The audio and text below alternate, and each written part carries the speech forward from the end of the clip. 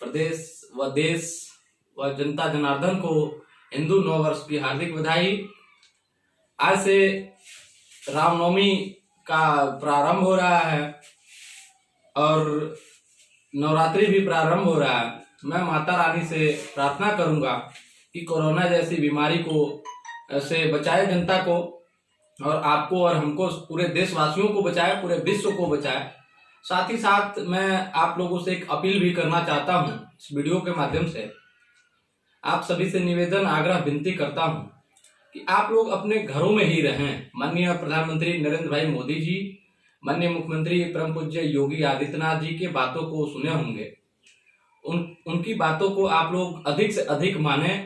और मेरी भी राय है, मैं भी आपसे निवेदन करूंगा कि आप अपने घरों में ही रहें। आपको जो जरूरतमंद सामग्री होगी माननीय प्रधानमंत्री, माननीय मुख्यमंत्री जी द्वारा आप लोगों को मुहैया कराया जाएगा। विशेष परिस्थितियों में ही आप लोग घरों से बाहर निकले, अन्यथा अगर कोई जरूरी नहीं है तो आप लोग घरों से बाहर ना निकले। साथ ही साथ मैं क्षेत्र विधानसभा,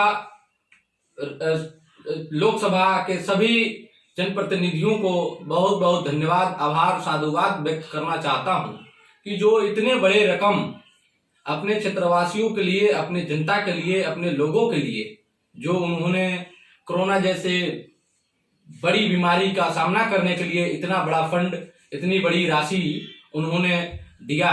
आप सभी को मेरा सादर प्रणाम।